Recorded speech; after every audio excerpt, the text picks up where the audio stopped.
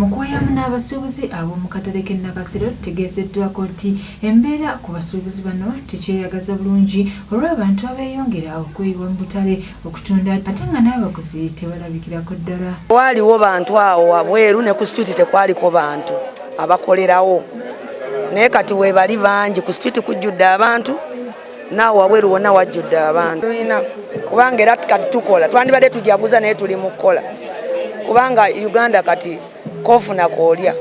Bano basaba gavumenti erowooze kuba mufunampola mu butale buno obw'ebyokulya bwe kiba nga kisoboka waakiri ebaggyeko omusolo gwe banaanikako. Sinziira ku biriwo twandyetaaze ku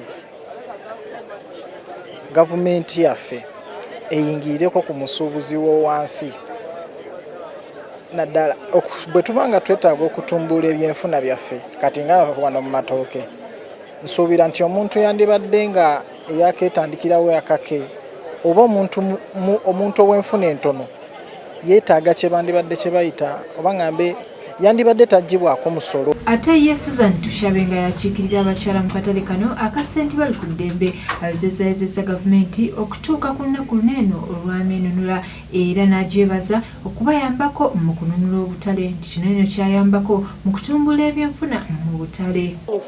Sookera ddala okusooka okuyozaayoza omukulembeze w'eggwanga Pulezidenti Yoweri Museveni okulaba nti yayita mu kalulu kano akataali akangu naye ku lwa Katonda ne kamubeerera akangu nsooka okukyebaliza omutonzi n'okumuyozaayoza. Ayongeddeko n'agamba nti embeera y'abasuubuzi okuba n'amaduuka amangi mu butale kye kiremesezza abantu abamu okukola era wasabidde okuteekawo etteeka buli muntu abeera n'edduuka abeere nalimu okusobola okuteekawo embeera nti ne mufunampola asobola okufuna ekifo w'atundira mu katale. Okukolebwa kwe kuggyawo nga abantu ba middleman mu butale n'okubeera nga ajjawo okusanga ng'omuntu alina obuduuka 2 mu katale nti ate n'okuba nga takoleramu kati bw'abeera n'obuduuka obwo ye abusaba sente zakola ki zayagala ate n'osanga ono mufunampola nga esente takola ki tazisobola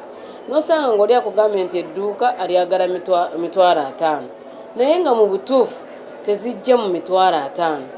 Kati ekyo ekintu ekyo ekirungi Pulezidenti Museveni akimanyi era yakitandiseeko omuntu owuninga edduuka eri limu naye leka kubeera nga n'amaduuka 3 onyigirize ono omuntu w'owansi.